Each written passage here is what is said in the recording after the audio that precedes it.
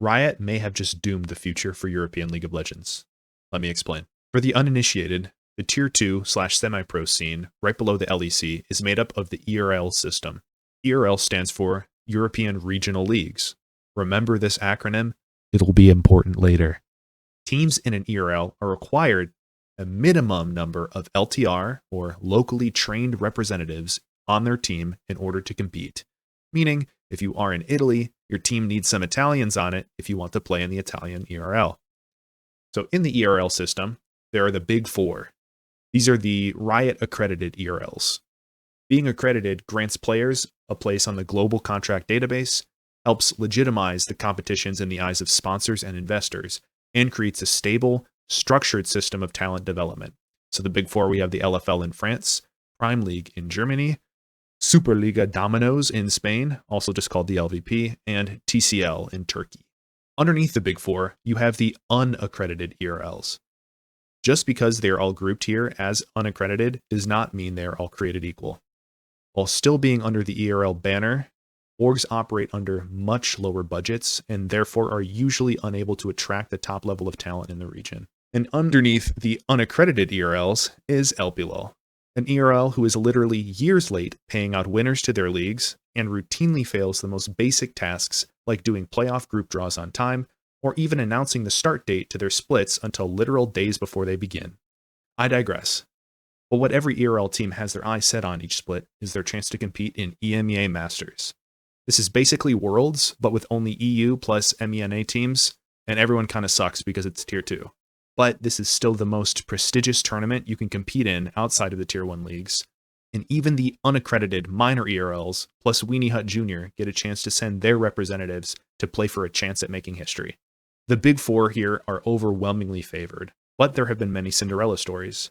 For example, in winter 2025's EMEA, Zenit Gaming from Benelux's Road of Legends ERL placed top 8, and Team Phantasma from Greece's HLL made an amazing top 4 finish, showing it's possible for underdogs to make deep runs in the bracket if the stars align. And if you look really carefully, you can see my team, Flamehard.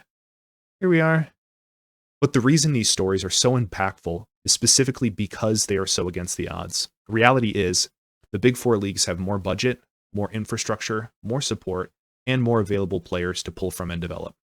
For example, Germany's Prime League has 8 entire divisions of players. Now, not all 8 divisions are EMEA caliber, far from it, but the structure of how players can enter in the Prime League system early on in their careers and develop against others at similar skill levels naturally encourages progression and improvement over the course of their lifetime as players. Now, in stark contrast, we have LPLOL, the league I recently coached a full year in. We used to have a second division and an open qualifier for new talent, but in 2025, they scrapped that and instead rolled in the first div, second div, and open qualifier all into one. Now you have seasoned veterans competing and dominating newer/developing players for the few spots that exist in the Portuguese ERL. Now this is a meritocracy, so I believe the best players in the region should get the spots. But where do new players go to develop? What happens when the veterans retire but there is no one to take their place? Here we reach the point of why I made this video and gave all this context. Riot Games just announced that they are removing LTR requirements for ERLs in 2026.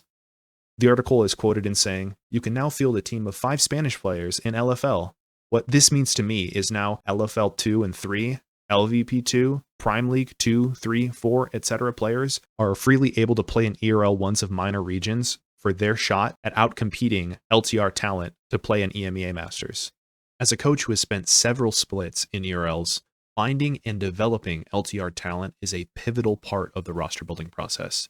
Without the requirement to field LTR players in a league, there is a very high chance that teams just no longer want to build around native talent. But why care? I thought this was supposed to be a meritocracy. Maybe you recognize some of these players. For some of you, maybe these are your heroes, or players who motivated you to start grinding the game and go pro, or whose content you consume. Each one of these players came from the region of an unaccredited ERL. What would their development have looked like if they came up in this current era of ERLs? Would they get their shot to have a chance to develop and grow into the LEC/LCS caliber players they are today? Maybe some would, but the more barriers that are put in place, the more difficult it is for talent to develop, especially outside of the robust accredited ERL ecosystems. Now, all hope is not lost. While LTR requirements may have been removed on Riot's end, league tournament operators can still choose to implement them on their own, and that is what I'm hoping for. Both as a coach who has worked with many players in the ERL ecosystem, and as a fan of the game who sees this as another nail in the coffin of League of Legends as we slowly remove the path to pro for our next generation of players. If you're watching this video as a fan of EU League of Legends who agrees with me, please consider tuning in and supporting your region's ERL and making your opinion known that you want LTR requirements to continue into 2026 and beyond. Like, comment, and subscribe, and I'll see you in the next one.